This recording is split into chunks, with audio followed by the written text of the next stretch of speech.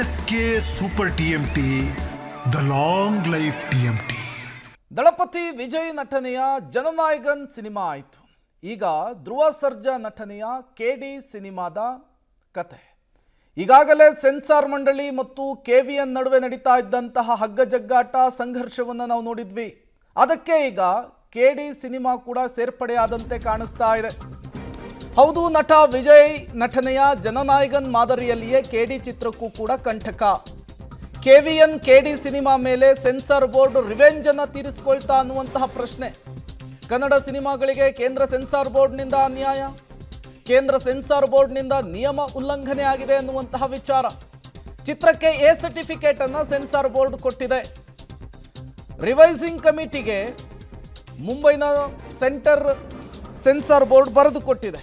ನಿರ್ದೇಶಕ, ನಿರ್ಮಾಣ ಸಂಸ್ಥೆ, ಪ್ರಾದೇಶಿಕ ಸೆನ್ಸಾರ್ ಮಂಡಳಿ ಗಮನಕ್ಕೂ ಕೂಡ ಬೋರ್ಡ್ ಇದನ್ನು ತಂದಿಲ್ಲ ಅನ್ನೋದು ಗೊತ್ತಾಗ್ತಾ ಇದೆ. ಈ ಹಿಂದೆ ಹಾಡಿನ ಸಾಹಿತ್ಯದ 2 ಸಾಲುಗಳನ್ನು ಬದಲಿಸೋದಕ್ಕೆ ಸೂಚಿಸಲಾಗಿತ್ತು. ಈಗ ಕೆವಿಎನ್ ಮತ್ತು ಸೆನ್ಸಾರ್ ಮಂಡಳಿಯ ಸಂಘರ್ಷಕ್ಕೆ ಕೆಡಿ ಸಿನಿಮಾ ಬಲಿಯಾಗ್ತಾ ಇದೆಯಾ ಅನ್ನುವಂತಹ ಪ್ರಶ್ನೆ ಸಹಜವಾಗಿಯೇ ಮುನ್ನೆಲೆಗೆ ಬರ್ತಾ ಇದೆ. ತಮಿಳುನಾಡಿನ ಚುನಾವಣೆಯ ಸಂದರ್ಭದಲ್ಲಿ ಜನನಾಯಕನ್ ಚಿತ್ರಕ್ಕೆ ಎದುರಾಗ್ತಾ ಇರುವಂತಹ ಕಂಟಕಗಳ ಬಗ್ಗೆ ನಾವು ಈ ಹಿಂದೆ ನೋಡಿದ್ವಿ. ಈಗ ಕೆಡಿ ಸಿನಿಮಾದ ವಿಚಾರದಲ್ಲೂ ಕೂಡ ಹಾಗೆ ಆಗುವ ರೀತಿಯಲ್ಲಿ ಕಾಣಿಸ್ತಾ ಇದೆ. ಇದೇ ವಿಚಾರಕ್ಕೆ ಸಂಬಂಧಪಟ್ಟಂತೆ ಮಾತನಾಡೋದಕ್ಕೆ ಚಿತ್ರದ ನಿರ್ದೇಶಕರಾದಂತಹ ಪ್ರೇಮ್ ಅವರು ದೂರವಾಣಿ ಸಂಪರ್ಕಕ್ಕೆ ಸಿಕ್ಕಿದ್ದಾರೆ. ಮಾತನಾಡಿಸ್ತಾ ಹೋಗೋಣ. ಸರ್ ನಮಸ್ತೆ. ನಮಸ್ತೆ ಸರ್. ಸರ್, ಒಳ್ಳೆ ಕೆಲಸಕ್ಕೆ 108 ವಿಘ್ನಗಳು ಅನ್ನೋ ರೀತಿ ಕೆಡಿ ಸಿನಿಮಾಕ್ಕೆ ಸಾಲು ಸಾಲು ವಿಘ್ನಗಳು ಹಾಗಾಗಿ ಎದುರಾಗ್ತಾ ಇದೆಯಾ ಅಂತ. ಏನಪ್ಪಾ, ನನಗೇನು ಇದೇನೆ ನಮ್ಮ ಇಲ್ಲಿ ಕನ್ನಡದಲ್ಲೂ ರಾಜಕೀಯ ಮಾಡಕ್ ಸ್ಟಾರ್ಟ್ ಮಾಡ್ಬಿಟ್ರೆ, ಈಗ ತಮಿಳ್ನಾಡಲ್ಲಿ ರಾಜಕೀಯ ಮಾಡೋದು ಓಕೆ, ಕರ್ನಾಟಕದಲ್ಲೂ ರಾಜಕೀಯ ಮಾಡಕ್ ಸ್ಟಾರ್ಟ್ ಮಾಡ್ಬಿಟ್ರಂತ ಅನ್ಸುತ್ತೆ ನನ್ಗೆ. ಸೊ ಏನೋ ಗೊತ್ತಾಗ್ತಾ ಇಲ್ಲಪ್ಪ ನನ್ಗೆ ನಿಜವಾಗ್ಲೂ ಹೇಳ್ಬೇಕು ಅಂದ್ರೆ. ಯಾಕಂದ್ರೆ ಒಂದು ಅಟ್ಲೀಸ್ಟ್ ಸಿನಿಮಾ, ಕನ್ನಡ ಸಿನಿಮಾಗಳು ಎದುರಿಸ್ತಾ ಇರೋ ಸಂಕಷ್ಟಗಳು ನೋಡಿದ್ರೆ ಇದೆಲ್ಲ ಯಾರು ಅಂದ್ರೆ ಯಾರೋ ಮಾಡಿಸ್ತಿದ್ದಾರೆ ಅನ್ನೋದು ಪಾಪ ಸುಮ್ನೆ ಯಾರ ಮೇಲೆ ಹೇಳ್ಬಾರ್ದು. ಬಟ್ ಈ ಪೊಲಿಟಿಕ್ಸ್ ಇರ್ಬೋದು ಇದು. ಐ ಡೋಂಟ್ ನೋ ಏನಕ್ಕೆ ಈ ತರ ನಡೀತಾ ಇದೆ ಅಂತ ನಮ್ಗೆ ಇನ್ನ ಅರ್ಥ ಆಗ್ತಿಲ್ಲ ಇದು. ಹೌದು, ಈ ಹಿಂದೆ ನಿಮ್ಮ ಒಂದು ಸಾಹಿತ್ಯ ಸೆರಗ ಸರ್ಸೆ ಹಾಡು ಸಿಕ್ಕಾಪಟ್ಟೆ ಕಾಂಟ್ರವರ್ಸಿ ಆಗಿತ್ತು. ಆ ಸಂದರ್ಭದಲ್ಲಿ ನೀವು ಕೂಡ ವಿಡಿಯೋ ಲೈವ್ ಬಂದ್ಬಿಟ್ಟು ಅದಕ್ಕೆ ಕ್ಲಾರಿಫಿಕೇಶನ್ ಕೊಟ್ಟಿದ್ರಿ. ಪ್ರೇಮನ್ನ ಟಾರ್ಗೆಟ್ ಮಾಡ್ತಿದ್ದಾರೆ ಅಂತ ಕೂಡ ಹೇಳಿದ್ರಿ. ಈಗ ಒನ್ಸ್ ಅಗೇನ್ ಅದೇ ರೀತಿಯ ಬೆಳವಣಿಗೆಗಳು ಯಾಕಾಗಿ ನಿಮ್ಮನ್ನೇ ಟಾರ್ಗೆಟ್ ಮಾಡ್ತಿದ್ದಾರೆ ಅಂತ ಸರ್? ಏನೋ ಗೊತ್ತಿಲ್ಲ, ಅದೇನೋ ನನ್ನ ಸುತ್ತಮುತ್ತ ಸುತ್ಕೊಂಡಿದ್ಯೇನೋ ಗೊತ್ತಿಲ್ಲ. ಇದು ಕಾಂಟ್ರವರ್ಸಿ ಅನ್ನೋದೇನಾಗಿದೆ.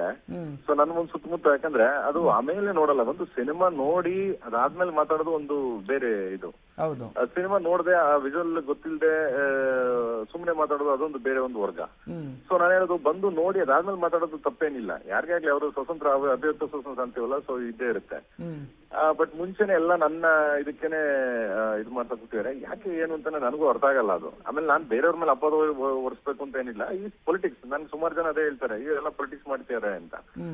ಏನ್ ಪೊಲಿಟಿಕ್ಸ್ ನಂಗೆ ಗೊತ್ತಿಲ್ಲ. ನಮ್ ಕನ್ನಡ ಸಿನಿಮಾಗಳ ಮೇಲೆ ಪೊಲಿಟಿಕ್ಸ್ ಮಾಡ್ತಿದಾರ ಏನಂತ ನಮ್ಗೆ ಇವಾಗ್ಲೂ ಅರ್ಥನೇ ಆಗ್ತಿಲ್ಲ ಅದನ್ನು. ಏನಕ್ಕೆ ಅಂದ್ರೆ ನಾವು ಸೆನ್ಸಾರ್ ಮಾಡಿದೀವಿ, ಪಿಕ್ಚರ್ ಕನ್ನಡ ಸೆನ್ಸಾರ್ ಆಗಿದೆ.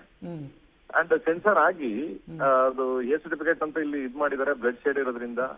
ಅಂಡ್ ಸಾಂಗ್ ಲಿರಿಕ್ 2 ಲೈನ್ಸ್ ನ ಚೇಂಜ್ ಮಾಡಕ್ ಹೇಳಿದ್ದಾರೆ. ಸೊ ಎಲ್ಲ ಅಗ್ರಿ ಮಾಡಿ, ದೆನ್ ನಾನು ನಿರ್ಮಾಪಕರೆಲ್ಲ ಅಗ್ರಿ ಮಾಡಿ ಆದ್ಮೇಲೆನೆ ಅದನ್ನ ಓಕೆ ಈ ಸರ್ಟಿಫಿಕೇಟ್ ಕೊಡ್ತೀವಿ ನಿಮ್ಗೆ, ಸೊ ಇದನ್ನ ಚೇಂಜ್ ಮಾಡಿ ಅಂತ ಹೇಳಿದ್ರು. ದೆನ್ ಓಕೆ ಅಂತ ಹೇಳಿ ಆದ್ಮೇಲೆ ಅದಾದ್ಮೇಲೆ ಇಲ್ಲಿ ಆಫೀಸರ್ ಗಮನಕ್ಕೂ ಬಂದಿಲ್ಲ.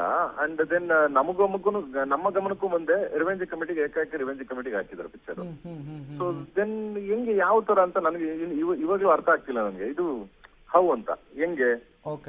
ಈಗ ನಾವು ಈ ಆಫೀಸರ್ ಬಂದ್ಬಿಟ್ಟು ಕರ್ನಾಟಕ ರೀಜನಲ್ ಆಫೀಸರ್ ಅಂತ ಏನಿದೆ, ಕನ್ನಡ ಸಿನಿಮಾಗಳು ನೋಡೋ ಆಫೀಸರ್ ಅಂತ ಏನಿರ್ತಾರೆ, ಕಮಿಟಿ ಏನಿರ್ತದೆ, ಅವರು ಡಿಸೈಡ್ ಮಾಡಿ ಅಕಸ್ಮಾತ್ ನಮಗ್ ಬೇಡ ಅಂತೀವಿ ನಾವು, ಇಲ್ಲ ನಾವು ಬೇಡ, ನಾವು ನಿಮ್ಗೆ ಏನು ಕಟ್ಕೊಡಲ್ಲ ಅಂತ ಅಂದಾಗ ಅವ್ರು ರಿವೆಂಜ್ಗೆ ಹಾಕ್ತಾರೆ. ಓಕೆ, ನಮ್ಮಿಂದ ನಿಮ್ಗೆ ತೃಪ್ತಿ ಆಗ್ಲಿಲ್ಲ ಅಂದ್ರೆ ಸೊ ನೀವು ರಿವೆಂಜ್ಗೆ ಹೋಗಿ, ಮುಂಬೈಗೆ ಹೋಗಿ ಅಂತ ಹೇಳ್ತಾರೆ. ಬಟ್ ಹೇಳಲಿಲ್ಲ, ಕೇಳಲಿಲ್ಲ, ಸಡನ್ ಏಕಾಏಕಿ ಇದನ್ನ ರಿವೆಂಜ್ ಕಮಿಟಿಗೆ ಹಾಕ್ಯಾರೆ. ಈಗ ಕೆವಿಎನ್ ಸಂಸ್ಥೆ ನಿರ್ಮಾಣ ಮಾಡಿದಂತಹ ಸಿನಿಮಾ ಜನನಾಯಕನು, ಈಗ ನಿಮ್ಮ ಕೆಡಿ ಸಿನಿಮಾಕ್ಕೂ ಕೂಡ ಬಂಡವಾಳ ಹೂಡಿರೋದು ಕೂಡ ಕೆವಿಎನ್. ಈ ಕೆವಿಎನ್ ಮತ್ತು ಮಂಡಳಿಯ ನಡುವಿನ ಸಂಘರ್ಷಕ್ಕೆ ಕೆಡಿ ಸಿನಿಮಾ ಏನಾದ್ರೂ ಬಲಿಯಾಗ್ತಾ ಇದೆ ಅನಿಸ್ತಾ ಇದೆಯಾ ಸರ್ ನಿಮಗೆ?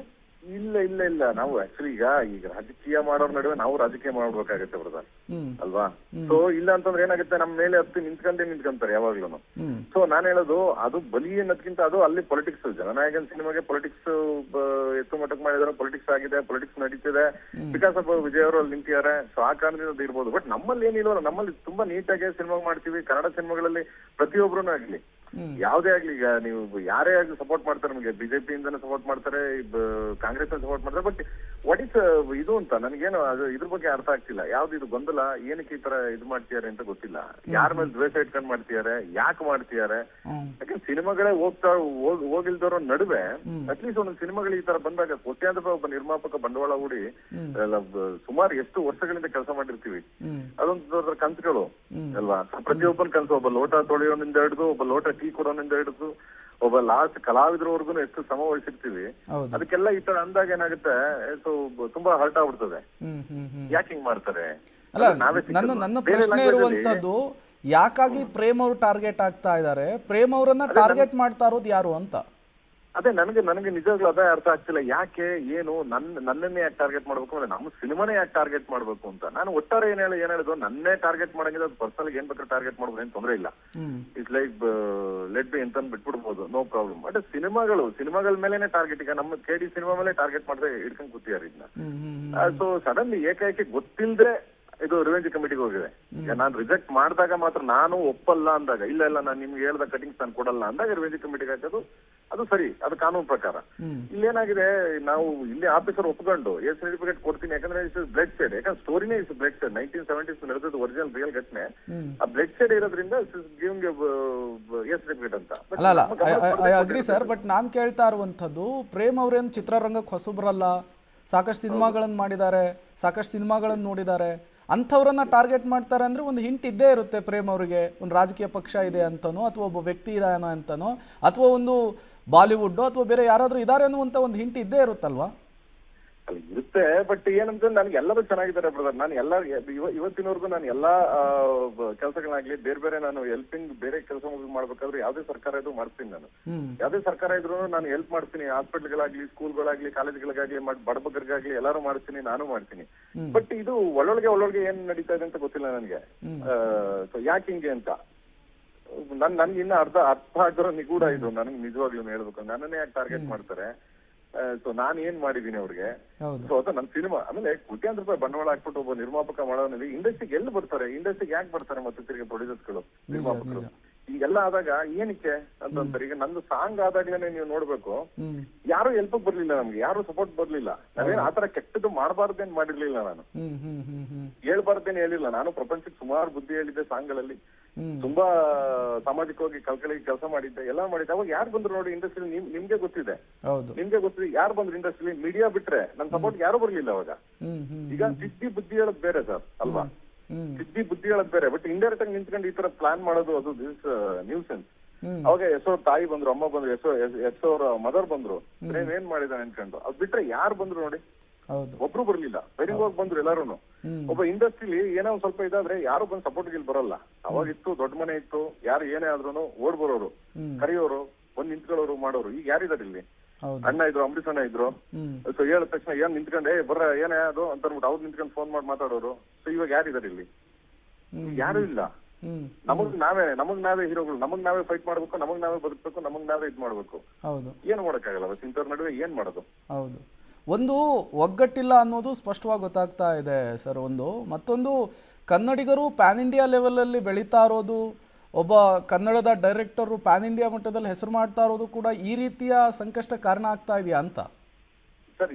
ಅದೇ ನನಗೆ ಅರ್ಥ ಆಗ್ತಿಲ್ಲ. ಎಲ್ಲಿ ಸಿನಿಮಾಗಳು ಎಲ್ಲ ಈಗ ಇಂಡಿಯಾ ಅಂದ್ಮೇಲೆ ಈಗ ನಮ್ ಕನ್ನಡ ಈಗ ದುರಂಧರ್ ತಗೊಳ್ಳಿ, ಇಲ್ಲಿ ಹೋಗ್ಲಿಲ್ವಾ ಬಿಜೆಪಿ ಎ ಸರ್ಟಿಫಿಕೇಟ್? ಸೊ ಮಾಲಲ್ಲಿ ಎಷ್ಟು ಚೆನ್ನಾಗಿ ಸಿನಿಮಾ ಆಯ್ತು. ನಮ್ ಕನ್ನಡಿಗರೇ ನೋಡಿದ್ರಲ್ವಾ? ಎಲ್ಲಾನು ನಮ್ ಕನ್ನಡಿಗರು ಎಲ್ಲಾನು ಪ್ರೋತ್ಸಾಹ ಮಾಡ್ತೀವಿ, ಎಲ್ಲಾನು ಹೆಲ್ಪ್ ಮಾಡ್ತೀವಿ, ಎಲ್ಲಕ್ಕೂ ಸಪೋರ್ಟ್ ಮಾಡ್ತೀವಿ. ಬಂದ್ರಪ್ಪ ಆಯ್ತು, ನಿಮ್ ಮನೆ ಬಂದ್ರಯ್ಯ, ಕುಂತ್ಕಳಿ, ಊಟ ಮಾಡಿ, ತಿಂಡಿ ತಿನ್ನಿ, ಏನ್ ಬಿಸ್ನೆಸ್ ಮಾಡ್ಕೊಂಡು ಹೋಗ್ತಾರೆ ಹೋಗಿ ಅಂತ ನಾವು ಬಿಡ್ತೀವಿ. ಸೊ ಅವರು ಹಂಗೇನ್ ಕಲಿಬೇಕು, ಅವರು ಹಂಗೆ ಮಾಡ್ಬೇಕು ಪ್ರತಿಯೊಂದ್ ಕಡೆನೂ. ಆ ಉದ್ದೇಶ ಬೇರೆ ಉದ್ದೇಶದಿಂದ ಯಾರು ಮಾಡೋದು ತಪ್ಪು ಅಲ್ವಾ? ಸೊ ಏನು ಮಾಡಕ್ಕಾಗಲ್ಲ. ನಾನು ಅದಕ್ಕೆ ಈಗ ಈ ಪೊಲಿಟಿಕ್ಸ್ ಮಾಡ್ತಾರೆ. ಸೊ ಆದಷ್ಟು ನಾನು ಹೆಲ್ಪ್ ಕೇಳಿದೀನಿ. ಸುಮಾರು ಜನದ ಇದರಲ್ಲಿ ಸೆಂಟ್ರಲ್ ಅಲ್ಲಿ. ಓಕೆ. ಏನು ಮಾಡಕ್ಕಾಗಲ್ಲ, ಏನ್ ಮಾಡ್ತೀರಿ ಈಗ? ಅವರು ಪೊಲಿಟಿಕ್ಸ್ ಮಾಡ್ತಾರೆ ಅಂದಾಗ ನಾವು ಓಪನ್ ಆಗಿ ಹೇಳಲೇಬೇಕು, ಓಪನ್ ಆಗಿ ಮಾತಾಡ್ಲೇಬೇಕು. ನೋಡಿ ನನ್ಗೆ ಈ ತರ ಅನ್ಯಾಯ ಆಗ್ತಿದೆ, ಸೊ ಪ್ಲೀಸ್ ಹೆಲ್ಪ್, ನನ್ಗೆ ಹೆಲ್ಪ್ ಮಾಡಿ ಅಂತ ಕೇಳಲೇಬೇಕು. ನಿಜ. ಈಗ ನೀವು ಪೊಲಿಟಿಕ್ಸ್ ಅಂತ ಹೇಳ್ತಾ ಇದ್ದೀರಿ, ಸೆನ್ಸಾರ್ ಮಂಡಳಿಯ ವಿರುದ್ಧ ಧ್ವನಿ ಎತ್ತುತ್ತಾ ಇದ್ದೀರಿ, ನಾಳೆ ಮತ್ತೆ ನಿಮ್ಮ ಚಿತ್ರಕ್ಕೆ ಜನನಾಯಕನ ರೀತಿ ಪರಿಸ್ಥಿತಿ ಬರಲ್ಲ ಅನ್ನುವಂಥದ್ದು ಏನ್ ಗ್ಯಾರಂಟಿ ಅಂತ ಸರ್? ಇಲ್ಲ, ನಾನು ಹೇಳ್ತಾ ಇರೋದು ಇಲ್ಲಿ ಸೆನ್ಸಾರ್ ಮಂಡಳಿ ಇಲ್ಲಿ ಆಗಿದೆ, ಇಲ್ಲಿ ಓಕೆ ಆದ್ಮೇಲೆ ಅಲ್ಲಿಗೆ ತಗೊಂಡೋಗಿ ಅವರು ರಿವೆಂಜ್ ಕಮಿಟಿಗೆ ಹಾಕಿದ್ದಾರೆ. ಸೊ ಅವ್ರಿಗೆ ಬಿಟ್ಟಿದ್ದು. ನಾನು ಹೇಳ್ತಾರೆ ಸೆನ್ಸಾರ್ ಮಂಡಳಿ ಧ್ವನಿ ಎತ್ತೋದು ಅಂತಂದ್ರೆ ವಾಟ್ ಇಸ್ ದ ರೀಸನ್ ಅಂತ. ಈಗ ರೀಸನ್ ಇರ್ಬೇಕಲ್ಲ ಸರ್. ಈಗ ನೀವು ಸಿನಿಮಾ ನೋಡ್ತೀರ, ಒಂದು ಸೆನ್ಸಾರ್ ಮಂಡಳಿ ಅಂದ್ಮೇಲೆ ಒಂದು ಸಿನಿಮಾ ನೋಡ್ತಾರೆ, ಸಿನಿಮಾ ನೋಡೋದ್ಮೇಲೆ ಅವ್ರಿಗೇನು ಸಮಾಜದ ಮೇಲೆ ಯಾವುದೇ ಕೆಟ್ಟ ರೀತಿ ಪರಿಣಾಮ ಬೀರಬಾರ್ದು ಅನ್ನೋ ಒಂದು ದೃಷ್ಟಿಯಿಂದ ಸೆನ್ಸಾರ್ ಮಂಡಳಿ ಇರೋದು ಅಲ್ವಾ? ಸಮಾಜದ ಮೇಲೆ ಯಾವುದೇ ದೃಷ್ಟಿ, ಯಾವುದೇ ಜಾತಿ ಜನಾಂಗ ಆಗ್ಲಿ, ಆಮೇಲೆ ಬೇರೆ ಬೇರೆ ಕೆಟ್ಟ ವರ್ಡ್ಸ್ಗಳಾಗ್ಲಿ, ಬೇರೆ ಇದ್ದಾಗ್ಲಿ, ಇಂಥವು ಯಾರಿಗೂ ಪ್ರವೋಕ್ ಮಾಡಬಾರ್ದು ಅನ್ನೋ ಒಂದು ಇದಕ್ಕೆ ಸೆನ್ಸಾರ್ ಮಂಡಳಿ ಕಡಿವಾಣಕ್ಕೆ ಹಾಕಕ್ಕೆ ಸೆನ್ಸಾರ್ ಮಂಡಳಿ ಇರೋದು. ಸೊ ಅದೇನು ಇಲ್ಲ ಅಂದಾಗ ನಮ್ ಸಿನಿಮಾ ಸಾಫ್ ಅಲ್ವಾ ಸರ್? ಈಗ ಬ್ಲಡ್ ಸೈಡ್ ಯಾರು ಮಾಡಿಲ್ಲ ಸರ್? ಅನಿಮಲ್ ಬ್ಲಡ್ ಸೈಡ್ ಇಲ್ವಾ? ಅಂಡ್ ಇದ್ರ ಬ್ಲಡ್ ಸೈಡ್ ಇಲ್ವಾ? ಯಾವ್ದು ದುರಂಧರ ಬ್ಲಡ್ ಸೈಡ್ ಇಲ್ವಾ? ಯಾವ್ದು ಬೇಕು ಎಲ್ಲ ಇದೆ. ಸಿನಿಮಾ ಅವ್ರವ್ರ ಸಂಬಂಧ ಪಟ್ಟಿದೆ ಅಂದ್ರೆ ಸೆನ್ಸಾರ್ ಮಂಡಳಿ ನೋಡೋ ದೃಷ್ಟಿ ಅಷ್ಟೇ. ಬಟ್ ನಾನು ಸೆನ್ಸಾರ್ ಮಂಡಳಿಗೆ ಕೇಳ್ತಾ ಇರೋದು ಏನಪ್ಪಾ ಅಂದ್ರೆ, ಇಲ್ಲಿ ಎ ಸರ್ಟಿಫಿಕೇಟ್ ಕೊಟ್ಟ ಮೇಲೆ ಪಿಕ್ಚರ್ ಅದಾದ್ಮೇಲೆ ರಿವೆಂಜ್ ಕಮಿಟಿಗೆ ಏಕಾಏಕಿ ಒಬ್ಬ ನಿರ್ಮಾಪಕನ ಗಮನಕ್ಕೂ ಬರುತ್ತೆ, ನಿರ್ದೇಶಕನ ಗಮನಕ್ಕೂ ಬರ್ತಾನೆ, ಏಕಾಏಕಿ ಹಾಕಿರೋದು ಹೌ ವೈ ಅಂತ ರೀಸನ್ ಬೇಕಲ್ಲ ಸರ್? ಸರ್, ಈಗ ನಾನು ಕೊನೆಯದಾಗಿ ಒಂದು ಕ್ವಶನ್ ನಿಮ್ಗೆ ಹೇಳ್ತೀನಿ. ಕನ್ನಡದ ಸಿನಿಮಾ ಒಂದು ಸಾಲು ಸಾಲು ಸಂಕಷ್ಟವನ್ನು ಅನುಭವಿಸ್ತಾ ಇದೆ, ಕನ್ನಡದ ನಿರ್ದೇಶಕರು ಸಮಸ್ಯೆಯನ್ನು ಅನುಭವಿಸ್ತಾ ಇದ್ದಾರೆ. ಯಾಕೆ ಕನ್ನಡ ಚಿತ್ರರಂಗ ಒಗ್ಗಟ್ಟಾಗಿ ಇದನ್ನ ಪ್ರಶ್ನಿಸುವಂತ ಕೆಲಸ ಮಾಡ್ತಾ ಇಲ್ಲ ಅನ್ನೋದು ಕೊನೆ ಪ್ರಶ್ನೆ. ಯಾರು ಬರಲ್ಲ ಸರ್. ಒಂದೇ ಒಂದು ಸಾಹಿತ್ಯ, ಅದು ಸಾಹಿತ್ಯ ಸಾಂಗ್ ಇದು ಬಂದೋದ್ಕೇನೆ ಎಂಟೈರ್ ಇದನ್ನ ಮಾಡಿದ್ರು. ಯಾರು ಬಂದ್ರು ಸರ್? ಇವಾಗ ಈ ತರದೆಲ್ಲ ಪ್ರಾಬ್ಲಮ್ ಆಗ್ತಿದ್ರೆ ಯಾರು ಬರ್ತಾರೆ? ಯಾರು ಬರಲ್ಲ. ನಾನು ಅವಾಗಲೇ ಅದನ್ನೇ ಹೇಳಿದ್ದು, ಅಪ್ಪಾಜಿಯವರು ಇದ್ರು, ಅಮ್ಮ ಇದ್ರು, ಪಾರ್ವತಮ್ಮ ಇದ್ರು, ಹುಡುಗರು ಹೋಗ ನಮ್ಮ ಸಿನಿಮಾ ಕನ್ನಡ ಸಿನಿಮಾ ಅಂತ ರಘು ಸರ್ ಇದ್ರು, ಅಂಬರೀಷ್ ಇದ್ರು, ಅವರು ಬಂದು ನಿಂತ್ಕೊಂಡು ಸಪೋರ್ಟ್ ಮಾಡಿ. ಈಗ ಯಾರು ಇಲ್ಲ ಸರ್ ಇಲ್ಲಿ ಮಾಡಕ್ಕೆ. ಬರ್ರೆ ನಾವಿದ್ದು ಬರ್ರೆ ಅಂತ ಯಾರಿದ್ದಾರೆ? ನಮಗ್ ನಾವೇ ಹೊಡೆದಾಡ್ಕೊಬೇಕು, ನಮಗ್ ನಾವೇ ಗೆಲ್ಬೇಕು. ಸೊ ಏನು ಮಾಡಕ್ಕಾಗಲ್ಲ ಸರ್.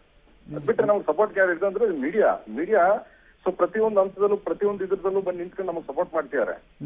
ಸೊ ಈಗ ಅವರು ಇರ್ಲಿಲ್ಲ ಅಂತಂದ್ರೆ ಬದುಕಕ್ಕೆ ಆಗ್ತಿರ್ಲಿಲ್ಲ ಅನ್ಕೊಳ್ಳಿ. ಬದುಕಕ್ಕೆ ಆಗ್ತಿರ್ಲಿಲ್ಲ. ಸಾಲು ಸಾಲು ಸಂಕಷ್ಟಗಳನ್ನ ಎದುರಿಸಿ ನಿಮ್ಮ ಸಿನಿಮಾ ಆದಷ್ಟು ಬೇಗ ರಿಲೀಸ್ ಆಗಲಿ, ಬಾಕ್ಸ್ ಆಫೀಸ್ ನಲ್ಲಿ ಕಮಾಲ್ ಮಾಡಲಿ ಅಂತ ನಾವು ಕೂಡ ಆಶಿಸ್ತೀವಿ. Thank you so much sir, ಇಷ್ಟೊತ್ತು ಪಬ್ಲಿಕ್ ಟಿವಿ ಜೊತೆಗೆ ಮಾತನಾಡಿದ್ದಕ್ಕಾಗಿ. ಇದು KD ಚಿತ್ರದ ನಿರ್ದೇಶಕರಾದಂತಹ ಪ್ರೇಮ್ ಅವರ ಮಾತು. ನನ್ನ ಸಿನಿಮಾವನ್ನ ಟಾರ್ಗೆಟ್ ಮಾಡಲಾಗ್ತಾ ಇದೆ, ನನ್ನನ್ನು ಟಾರ್ಗೆಟ್ ಮಾಡಲಾಗ್ತಾ ಇದೆ, ಹಾಗಾಗಿ ಸೆನ್ಸಾರ್ ಮಂಡಳಿಯನ್ನ ರಾಜಕೀಯವಾಗಿ ಬಳಸಿಕೊಳ್ಳಲಾಗ್ತಾ ಇದೆ ಅನ್ನುವಂತಹ ಆರೋಪವನ್ನು ಮಾಡ್ತಾ ಇದ್ದಾರೆ. KD ಸಿನಿಮಾ ಮೇಲೆ ಸೆನ್ಸಾರ್ ಬೋರ್ಡ್ ರಿವೆಂಜ್. ಪಬ್ಲಿಕ್ ಟಿವಿಗೆ ನಿರ್ದೇಶಕ ಜೋಗಿ ಪ್ರೇಮ್ ಪ್ರತಿಕ್ರಿಯೆ ಕೊಟ್ಟಿದ್ದಾರೆ. ಕನ್ನಡ ಸಿನಿಮಾ ಅಂತಲೇ ರಾಜಕಾರಣವನ್ನು ಮಾಡ್ತಿದ್ದಾರೆ ಅಂಥೇಳಿ ಗುಡುಗಿದ್ದಾರೆ. ನಮಗೆ ತಿಳಿಸದೆ ರಿವೈಸಿಂಗ್ ಕಮಿಟಿಗೆ ಹಾಕಿದ್ದಾರೆ. ನಿರ್ದೇಶಕರಿಗೆ ತಿಳಿಸ್ಬೇಕು, ನಿರ್ಮಾಪಕರಿಗೆ ತಿಳಿಸ್ಬೇಕು, ನನ್ನ ಸಿನಿಮಾವನ್ನೇ ಯಾಕೆ ಟಾರ್ಗೆಟ್ ಮಾಡ್ತಾ ಇದ್ದಾರೆ. ಸೆನ್ಸಾರ್ ಬೋರ್ಡ್ ವಿರುದ್ಧ ಜೋಗಿ ಪ್ರೇಮ್ ಧ್ವನಿಯನ್ನ ಎತ್ತಿದ್ದಾರೆ, ಗಂಭೀರವಾಗಿ ಆರೋಪವನ್ನು ಮಾಡಿದ್ದಾರೆ. ಈ ಮೂಲಕ ಜನನಾಯಕನ್ ಬಳಿಕ KVN ನಿರ್ಮಾಣ ಸಂಸ್ಥೆಯ ಮತ್ತೊಂದು ಸಿನಿಮಾ KD ಸಿನಿಮಾ ಈಗ ಸೆನ್ಸಾರ್ ಕೆಂಗಣ್ಣಿಗೆ ಕಾರಣವಾಯ್ತಾ ಅನ್ನುವಂತಹ ಪ್ರಶ್ನೆ ಮುನ್ನೆಲೆಗೆ ಬರ್ತಾ ಇದೆ. ಈಗ ಅದರ ವಿರುದ್ಧವೇ ಚಿತ್ರತಂಡ ಧ್ವನಿಯನ್ನ ಎತ್ತುವಂತಹ ಕೆಲಸವನ್ನು ಮಾಡ್ತಾ ಇದೆ. ಇದೇ ರೀತಿ ಸೆನ್ಸಾರ್ ಮಂಡಳಿ ವರ್ಸಸ್ ಜನನಾಯಕನ್ ಅನ್ನುವಂತಹ ತಿಕ್ಕಾಟ ನಿರ್ಮಾಣವಾದಾಗ ಕೋರ್ಟ್ನ ಮೆಟ್ಟಿಲು ಕೂಡ ಏರಿತ್ತು. ಈಗ KD ಸಿನಿಮಾ ತಂಡ ಏನು ಮಾಡುತ್ತೆ ಅಂಥೇಳಿ